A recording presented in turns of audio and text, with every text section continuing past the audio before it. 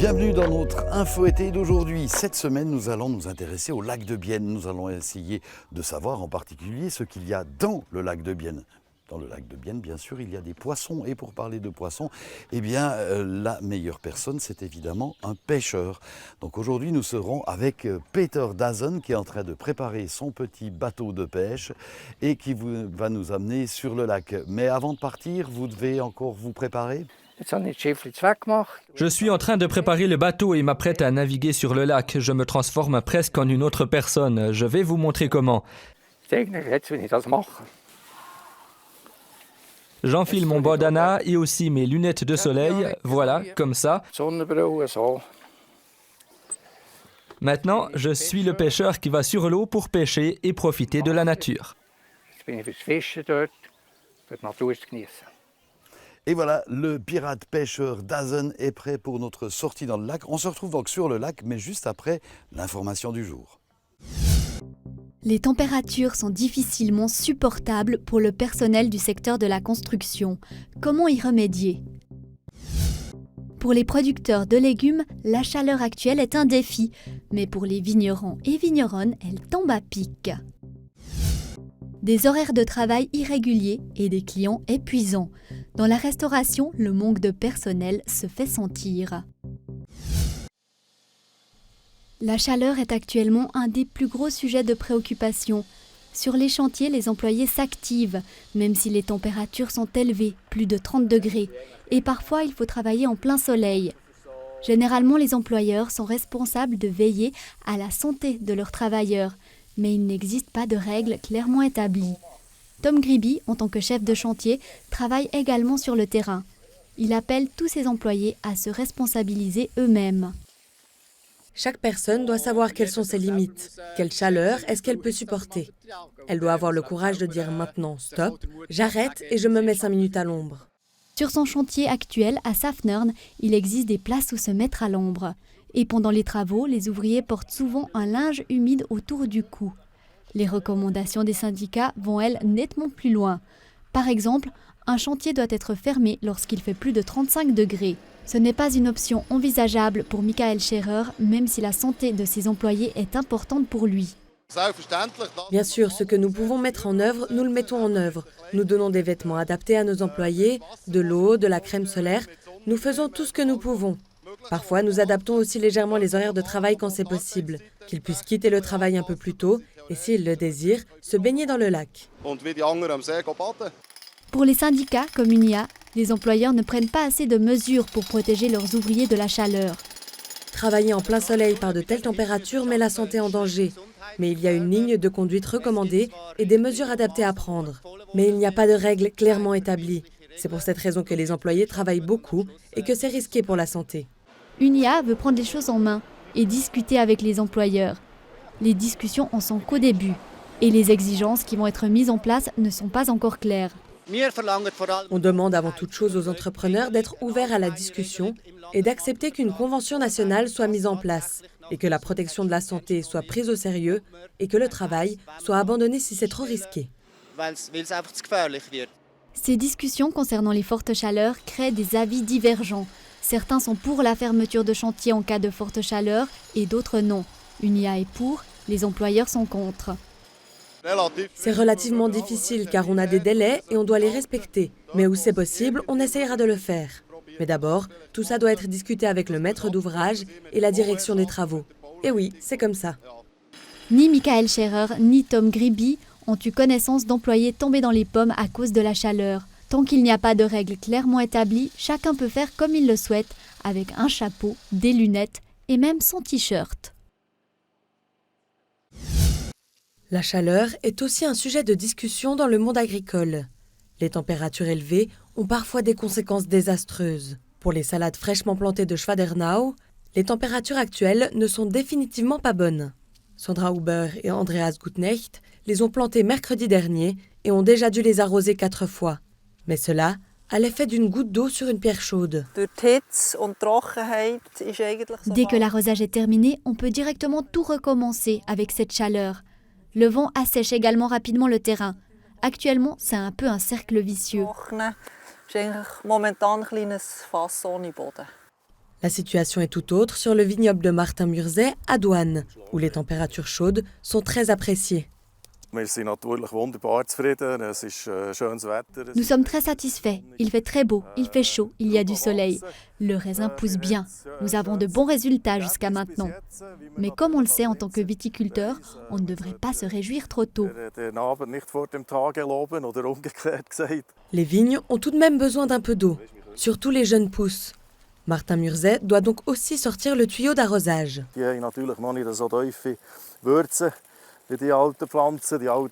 Elles n'ont naturellement pas encore des racines aussi profondes que les vieilles vignes, qui font des racines de presque 6 mètres de long. Ici, nous avons aussi ce problème. Nous devons donc parfois sortir l'arrosoir. Il faut pas mal les arroser. Les viticulteurs réfléchissent de plus en plus à l'utilisation de systèmes d'arrosage. Avec la chaleur, les raisins poussent plus rapidement. Peut-être que cette année, ils seront prêts avant la période habituelle, soit en mi, voire fin septembre. Retour à Schwadernau, ici, ils espèrent avoir assez de récoltes. S'il y a de l'eau stagnante, il est possible qu'il moisisse sous terre. Et s'il y a trop de vent, le sol risque de sécher trop vite, et donc d'assécher les légumes. Il est difficile de dire quelle quantité nous pourrons récolter. La situation semble un peu meilleure pour les légumes d'automne et d'hiver.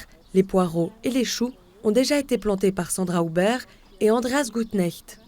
Cela signifie qu'ils sont déjà un peu plus résistants et supporteront probablement mieux l'été. Mais cela dépendra de combien de temps la chaleur durera encore. Le personnel manque cruellement dans les établissements de restauration.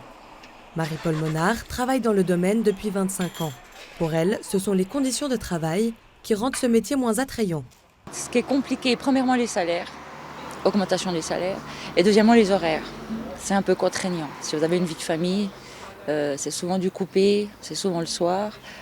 Après, comme dans tous les métiers, il faut s'adapter. Dans le même établissement à Villeray, sert Molly Allen. Étudiante, elle vient faire quelques extras. C'est un beau métier, j'aime beaucoup le contact avec les gens. Après, c'est un métier que je trouve assez compliqué. La clientèle, elle n'est pas toujours très facile non plus, je trouve. C'est aussi très stressant parce les plats ils doivent arriver quand même à temps. Les gens ne doivent pas attendre non plus 2 heures pour manger. Mais sinon, en soi, ça reste quand même un bon métier. Mais ce n'est pas quelque chose que je pourrais faire toute ma vie non plus. Le propriétaire de l'établissement cherche actuellement 4 personnes. La tâche lui semble impossible. Malheureusement, je me sens très mal, c'est difficile. C'est dommage. On a téléphoné au chômage. Mon frère il a mis annonce sur le journal. On l'a mis à France. Même à Italie, je cherchais un pizzaiolo, je ne trouve pas. Les propriétaires de ce restaurant à Ligertz ouvrent un second établissement durant l'été. Pour pouvoir répondre à la demande, ils doivent tripler leur nombre d'employés. Avant, on recevait des postulations. On pouvait donc choisir qui on engageait, faire des entretiens. Aujourd'hui, on est content si une personne vient ou si on reçoit 2, 3 postulations. C'est la grande différence entre avant et maintenant. Sabrina Velti fait donc son possible pour garder ses employés.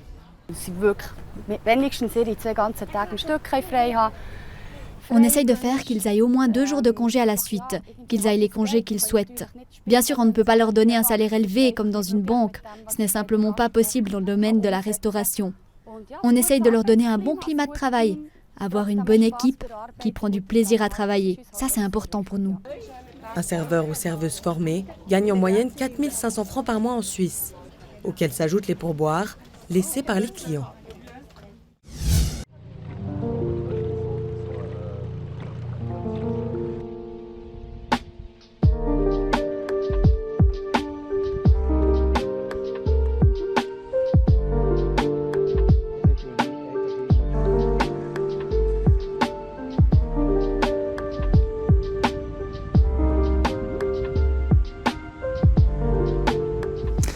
Et nous voilà dans l'élément de Peter Dazen, au milieu du lac de Bienne. Il est très concentré, il est en train de pêcher. Avec l'équipement que vous avez monté, vous espérez attraper quel genre de poisson ? Ça, c'est une canne pour la pêche du Corrigon. Une canne avec un moulinet. Là, vous voyez la ligne, une ligne tressée qui, tous les 5 mètres, change de couleur, ce qui me permet de savoir à quelle profondeur je suis. Quand je sors un poisson, je peux ensuite me remettre exactement à la même profondeur et peut-être en sortir un deuxième. Si maintenant je regarde la couleur de ma ligne, je suis entre 15 et 20 mètres. À cette heure-ci, j'ai l'habitude de pêcher tout au fond de l'eau. Je fais bouger la canne de haut en bas pour animer les hameçons et peut-être espérer attraper un ferrat ou aussi une perche. Donc vous connaissez bien votre job ici sur le lac comme pêcheur. Il faut dire que vous avez commencé très tôt. Vous avez commencé quand vous étiez enfant, adolescent. Oui, c'était le dernier millénaire. J'ai commencé à pêcher dans les années 60. J'avais 10-12 ans. C'est un oncle qui m'a transmis cette passion. J'ai grandi sur une exploitation agricole. Une fois, il est venu à la ferme pour chercher des appâts. Il a pris de gros vers. Et je lui ai demandé « Qu'est-ce que tu vas pêcher avec ça ?» Et il m'a répondu « Le saumon ». Et là, je me suis dit, ce serait peut-être quelque chose pour moi. Mais je n'avais pas d'argent ni de canne à pêche. Je suis allé dans la forêt chercher un bout de bois pour faire une canne. J'ai pris un bout de ficelle à l'écurie. Ensuite, j'ai trouvé un hameçon et finalement, j'ai fixé des appâts et je suis allé pêcher. J'étais assis sur un caillou et soudainement, j'ai réussi à attraper de petits poissons. Et plus tard, lorsque j'avais un peu d'argent, après avoir vendu des légumes sur le marché, j'ai pu m'acheter une canne à pêche, un peu comme celle-ci, qui est un ancien modèle. Et ensuite, j'ai vraiment pu pêcher. Je me rappelle très bien du premier grand poisson que j'ai sorti de l'eau. C'était une brème, c'était génial, un sentiment magnifique. Ich glaube, das ist noch eine ältere hier. Und nachher sind wir natürlich vom Land aus richtig fischen. Ich muss mich besinnen, als ich den ersten grossen Fisch gefangen habe, das war ein Brachsmann. Ja, dann habe ich gemeint, die Welt geht zusammen. Das war ein Erlebnis, ein Highlight. Vous venez très très régulièrement sur le lac. Est-ce que des choses ont changé? Qu'est-ce que vous avez remarqué? Es hat sich viel geändert natürlich. Das ist Bien évidemment, énormément de choses ont changé. Les années 60-70 étaient très bonnes, les années 80-90 un peu moins, et ensuite, dans les années 2000, je suis rentré dans une association. Et à partir de ce moment-là, j'ai pu me rendre sur le lac avec un bateau. La quantité de poissons fluctuait, parfois il y en avait un peu plus, parfois un peu moins. Et depuis ces 15 dernières années, on constate un recul du nombre de poissons. Alors, constat, oui, il y a moins de poissons, dû sans doute aux problèmes de pollution, de dérèglement climatique, mais aussi, on en a croisé en venant ici, c'est aussi dû aux cormorans. Beaucoup de pêcheurs se plaignent. Quelle est la solution pour réguler cette population de cormorans? Ça fait des années qu'on essaie de combattre ce problème. On aimerait maintenir la population de cormorans qui a fortement augmenté ces 15-20 dernières années à un niveau acceptable. Après, on peut se poser la question, un niveau acceptable, qu'est-ce que ça signifie? Ils ont aussi le droit de vivre, mais on peut aussi résumer la situation comme ça. Actuellement, on doit manger moins de viande et plutôt plus de poissons. Donc c'est pour ça qu'il faut qu'on trouve un juste équilibre, pour que nous, on puisse se nourrir en consommant les poissons de nos lacs suisses. Et on ne va même pas parler des mers, ça c'est encore une autre histoire. Et je suppose que c'est un sujet dont vous parlez avec vos collègues pêcheurs, parce que vous n'êtes pas un pêcheur solitaire, vous faites partie de la société de pêche de Teufelen, une institution très importante pour vous. Et je vous propose qu'on regagne un petit peu le port et on va aller regarder à quoi ressemble la cabane de votre société de pêche.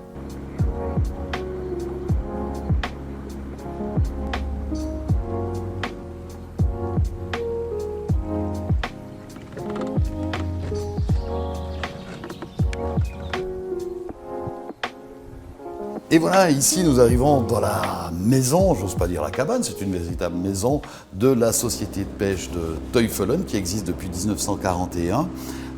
Une société où il y a toujours pas mal de membres, mais quand même ces 10 dernières années, il y en a de moins en moins. Alors comment expliquez-vous cette baisse d'intérêt pour la pêche? Est-ce que c'est parce qu'il y a moins de poissons? On est environ entre 150 et 160 membres motivés par le fait de pouvoir pêcher sur le lac. C'est ce qui motive aussi de nouveaux membres. Et si ces membres pêchent moins de poissons, surtout les plus jeunes, ils se découragent et ne se mobilisent plus. Mais est-ce qu'il y a des membres de tous les âges ou bien est-ce que les membres deviennent de plus en plus âgés? Il y a quand même un vieillissement général, comme c'est le cas dans beaucoup d'autres associations, mais il faut dire qu'on a quand même des jeunes hommes et aussi des femmes qui viennent et s'engagent. Mais l'âge moyen des membres du club est tout de même en augmentation, même si des jeunes rejoignent régulièrement notre association de pêcheurs. Mais ce n'est pas comparable à d'autres organisations comme les chorales, où là il n'y a vraiment plus de jeunesse. Mais dans votre société de pêche, vous ne faites pas qu'attraper des poissons, vous avez aussi d'autres activités et vous vous préoccupez quand même de l'entretien de la nature. Oui, ça c'est une question très intéressante. Une société de pêcheurs existe en premier lieu pour la pêche, ça c'est clair. Si je compare notre association avec d'autres associations de pêcheurs, on fait plus ou moins tous la même chose. On n'est pas là uniquement pour la pêche, mais aussi pour créer un environnement durable. On sort sur l'eau pour participer à la renaturation, on a dégagé le bois flottant pour protéger les roseaux, on essaie d'être solidaires, de mener des actions ensemble. Und wir schauen natürlich auch, dass wir das Gesellige haben und aktiv sein können. Est-ce que vous avez des contacts avec des sociétés de protection de la nature ou bien avec des gens qui, eux, ne s'occupent que d'oiseaux? Est-ce que vous échangez des informations, par exemple, à propos des cormorans? Wir probieren jetzt gerade in der Dans la problématique des cormorans, nous essayons de dialoguer avec les organisations de protection des oiseaux, de s'asseoir à la même table, qu'on puisse trouver une solution qui convienne aux deux parties. On ne l'a pas assez fait par le passé et on aurait dû le faire bien avant. J'espère qu'on agira ensemble à l'avenir.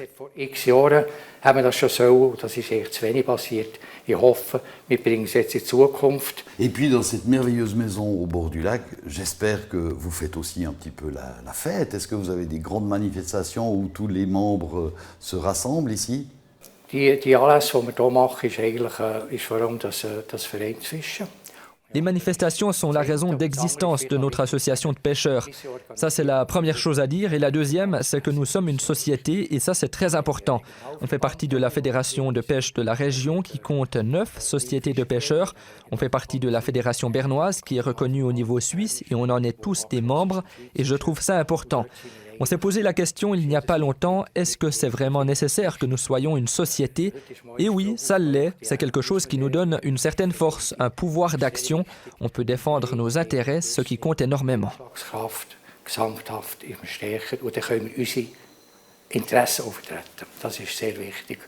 Peter Dazen, merci beaucoup pour ces explications. Merci pour le très beau tour en bateau sur le lac. Et puis, qu'est-ce que je vous souhaite? Bonne pêche! Demain, nous restons sur le lac de Bienne. Nous allons nous intéresser à un sport tout nouveau, mais qui prend beaucoup d'ampleur. Ça s'appelle le foil. Tchuss!